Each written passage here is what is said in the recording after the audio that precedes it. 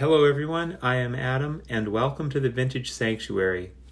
Many of you know that I was on one of Mike Moynihan's episodes of the Golden Age of Cardboard.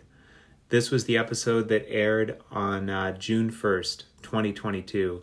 He had me on as a relatively new vintage card collector.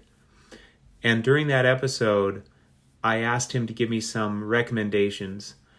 And Mike responded, well, you should only buy cards that you like.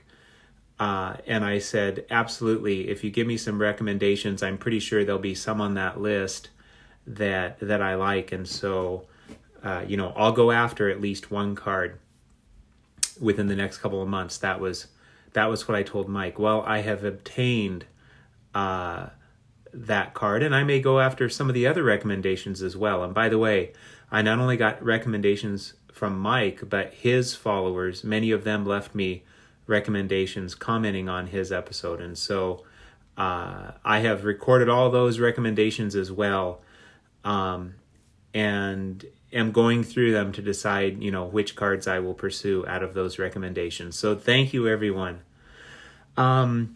The recommendations that Mike gave me, he gave me a couple cards I actually already had. So then he gave me some others that I did not have. And I picked one of those up.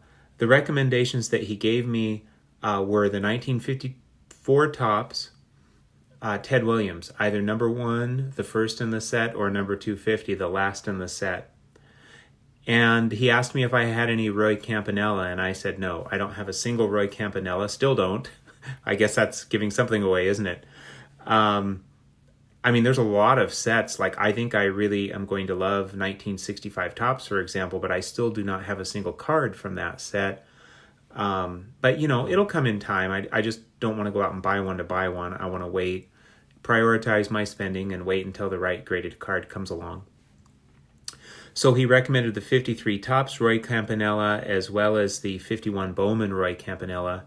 I actually did bid on a 51 Bowman Roy Campanella, but I was the underbidder. I got outbid. It was a gorgeous card. I think it was a PSA 4 that closed a couple of weeks ago. Beautiful, beautiful card. He recommended the 53 Bowman Color Pee Wee Reese, which is a classic card in the hobby.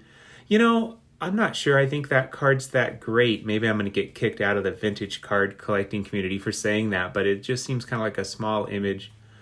However, I think maybe I need to see that card in person, and I wouldn't be surprised if I see a copy of it in person if I fall in love and say, oh yeah, I got to have one of those. But right now I'm like, it seems okay, but not that great. It's kind of a small image. Colors look pretty nice though. So the jury's still out for me on that one. He also recommended the 69 Topps Johnny Bench or Nolan Ryan, which would be their first solo card. The Nolan Ryan really appeals to me. The Johnny Bench probably would if I knew anything about him. I know virtually nothing other than I think he was a catcher and he was good. So I still have a lot of learning to do.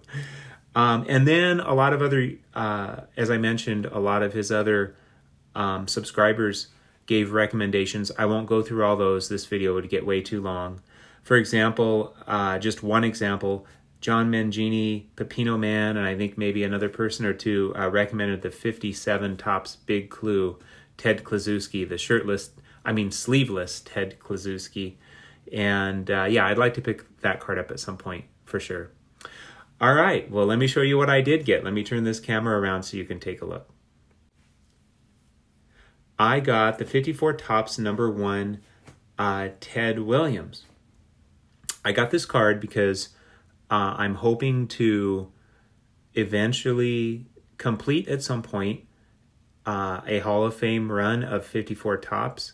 52 Topps is just, out of contention for a Hall of Fame run. And 53 Topps, that'd be pretty tough as well, to say the least. So, heck, even 54 Topps would be pretty tough. But, that's kind of a set I've identified where I'd like to have a Hall of Famer run on this set, as well as some other stars and Yankee contributors that I like. I've already got a few of those already out of this set.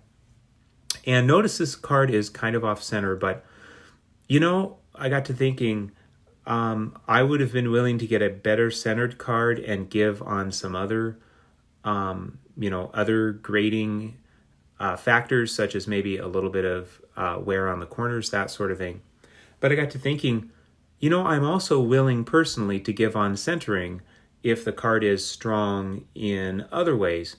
And so I guess I'm willing to give both ways. This card is a PSA 3 of the 1954 Topps number 1 Ted Williams, and I think it is just absolutely gorgeous.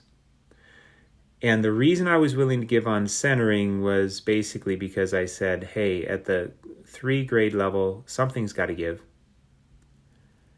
And this card just has such gorgeous color and such great registration for the card. And it's so sharp and clean that I said, you know what? Yeah, something's got to give for a 3. So sure, I can live with the centering giving on this one. And so I'm super stoked to have this card. Also, I thought the price was fair. I thought it was actually a buy it now, but it was at a fair market value in my opinion. So I went ahead and went for it. And I just love this card. I'm not going to do a bio on Ted Williams, but as many people know, one of the greatest hitters, some would say the greatest hitters of all time, and perhaps undervalued compared to other players. By the way, let me say a couple other things. When I was asking Mike for recommendations, these were not investment recommendations. These were like, I basically think I asked, what do you think is just great collector value in today's market in terms of, the cards you're getting, the player you're getting, for its market value in today's market. Whether or not it's going to go up or down in the future, who knows? So I am super stoked to have this card. I used to think 1956 Topps was my favorite set. Now I'm thinking maybe 54 Topps. I really like the back of the 56 Topps, but just overall 54 Topps might be my favorite. The artistry on the 53 Topps, the front of those cards, is really hard to beat. But I really just love this rich green color on the back. The back of this card, the colors on the back of the 54 Topps cards just really, really appeal to me. So this might be my favorite set when you're factoring in both the fronts and backs of the cards. All right, another reason I got this card is because it completes a set, so to speak. Well, a pretty darn small set or a subset. The only other Ted Williams card that I had was this one, his number 250 in the same set. And so now I have the bookend Ted Williams, the number 1 and the number 250. This is a card I got, I should have prepped for this video, some months ago. And it is just gorgeous. It's a PSA 5. The guy that I bought it from negotiated with, it was buy it now or best offer. Or I think maybe I just contacted him and said, here's my offer, and started a conversation with him, and then we worked something out. I can't remember.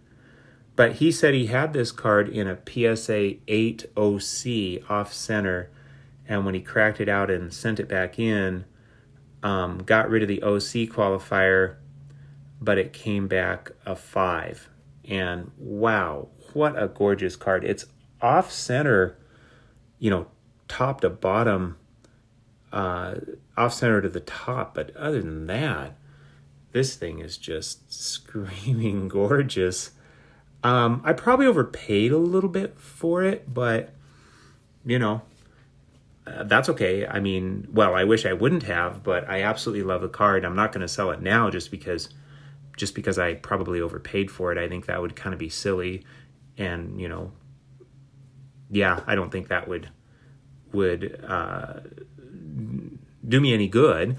That'd be a bad move, I think. But hey, I got a card that I liked and I really like, and that's the most important thing. One last thing I'd like to say, I put this magazine down. It came in the mail, Clean Sweep Auctions. I did not ask for their magazine. I've never used their auction, so I don't know if they're good, mediocre, whatever, but I thought it would spice up the background a little bit. So there you have it. Thank you so much for watching. And I would welcome your comments below. And I hope you had a wonderful and peaceful time in the Vintage Sanctuary.